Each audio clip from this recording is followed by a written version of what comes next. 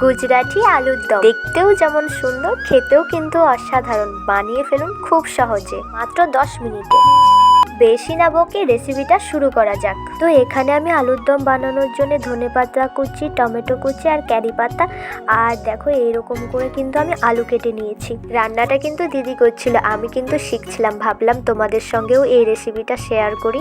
রান্নাটা কিন্তু আমরা সাদা তেলে করছিলাম, তোমরা চাইলে সরষের তেলেও করতে পারো। তেলের মধ্যে কালো সরষে, জিরে আর কারি পাতা আর টমেটো দিয়ে দিয়েছিলাম। টমেটোগুলো আর ভাজা হয়ে গেলে হলুদ গুঁড়ো, লঙ্কা গুঁড়ো দিয়ে ভালো করে কিন্তু কষিয়ে নিতে হবে। খুব ভালো করে কষানো হয়ে গেলে কিন্তু এখানে আলুগুলোকে তুলে দিতে হবে। তারপরে কিন্তু আলুগুলোকেও কিন্তু মশলার সঙ্গে মিশিয়ে নিতে হবে খুব ভালো করে। তো কিছুক্ষণ ধরে আলুগুলোকেও কষিয়ে নিতে হবে। আর এই আলুর দমটা কিন্তু প্রেসার কুকারেই হবে পুরোটা। এখানে আমাদের কিন্তু খুব সুন্দর করে কষানো হয়ে গেছে।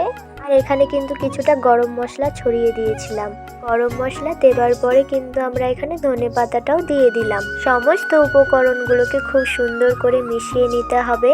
খুব ভালো করে কিন্তু কষানো হয়ে গেছে আমাদের। এখানে আমরা কিন্তু পরিমাণ মতো জল দিয়ে দিচ্ছি।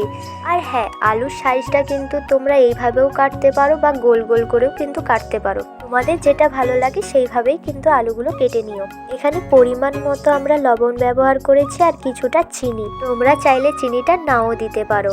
তারপরে কিন্তু খুব সুন্দর করে নেড়ে আমরা কিন্তু প্রেসার কুকারে ঢাকনাটা আটকে দিয়েছিলাম। আঁচটা কিন্তু মিডিয়াম ফ্লেমে রাখতে হবে। 5-6টা সিটি পড়ে গেলেই তোমরা নামিয়ে নিও। আমাদের এখানে রেডি হয়ে গেছে। এই রেসিপিটা কিন্তু আমার দিদি বাইরে শিখেছিল। ভিডিওটা কেমন লাগলো অবশ্যই কমেন্ট করে জানাবে। তো আজকের মতো টাটা।